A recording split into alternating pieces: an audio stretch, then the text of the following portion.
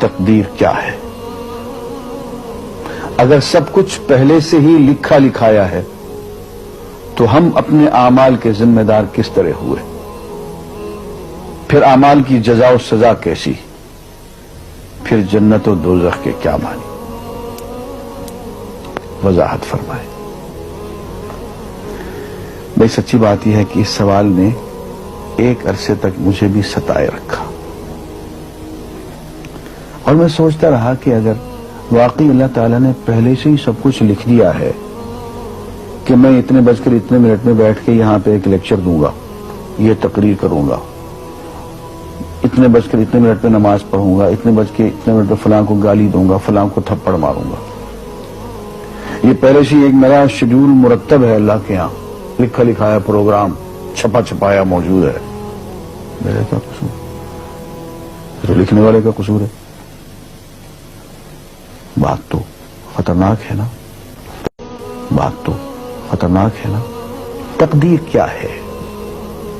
عربی میں اس کے لیے ایک لفظ لکھا جاتا ہے دینی کتابوں میں، علم اللہ السابق، اللہ کا علم جو پہلے سے اسے حاصل ہے۔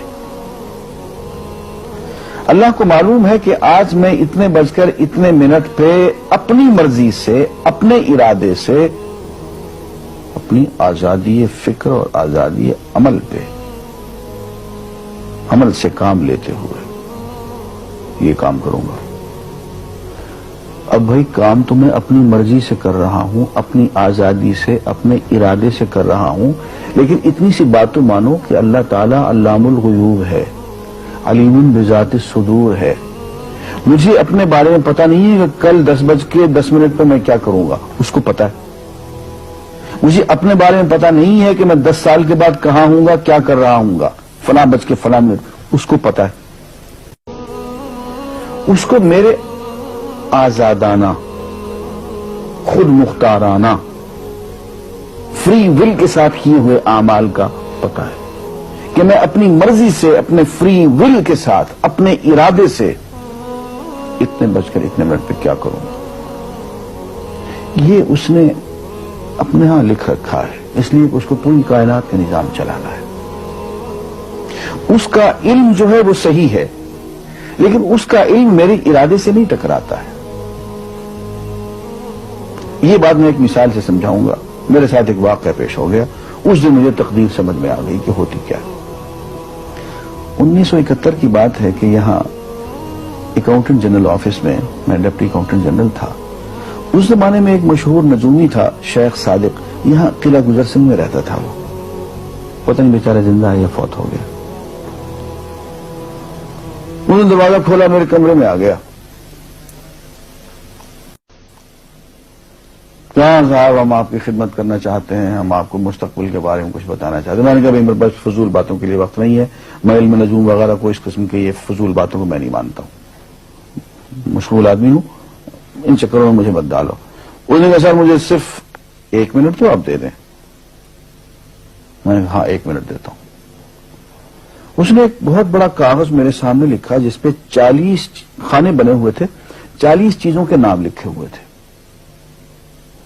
مختلف چیزوں کے نام، کتاب، قلم، اینک، کاپی، دوات، پینسل، میز، بادل، برکھا، مسجد، مندر، ایسی ایٹ رینڈم چیزوں کے نام، 40 چیزوں کے نام لکھے ہوئے تھے۔ وہ کہنے صاحب آپ ان میں سے کسی ایک چیز پہ انگلی رکھ دیں یا اس کا نام آپ اس کاغذ پہ لکھ دیں۔ اور مجھے یہ کہتے کہتے اس نے ایک پیس آف پیپر میری میز سے اٹھایا اور اس پہ کچھ لکھا اور اس کو یوں الٹا کے رکھ دیا۔ میں نے کہا تم نے یہ کیا کیا؟ کہنے لگے جی میں نے وہ چیز لکھ دی ہے، وہ نام جو ابھی آپ لکھیں گے۔ تو اب میں پریشان ہو گیا۔ تماشا کی بات ہے نا کہ جو چیز میں سوچ سوچ کے اپنے ارادے سے، اپنی مرضی سے ابھی لکھوں گا، اس نے پہلے جو لکھے وہاں رکھ چھوڑ دیے میرے سامنے۔ اب میں سوچ میں پڑ گیا کہ یار وہ چیز لکھوں جو اس نے نہ لکھی ہو۔ کبھی میں اس کا ارادہ کروں، کبھی اس کا ارادہ کروں، تنگ آ کے آخر میں نے کسی ایک چیز کو لکھ دیا کہ میری یہ ہے۔ اس نے جب وہ الٹایا تو وہ وہی چیز نکلی۔ اب پتہ نہیں یہ کیا چکر تھا اس کا، خدا ہی جانے۔ کوئی اس کا علم ہوگا، کوئی فن ہوگا، کوئی تک بازی ہوگی، تک بندی ہوگی کوئی.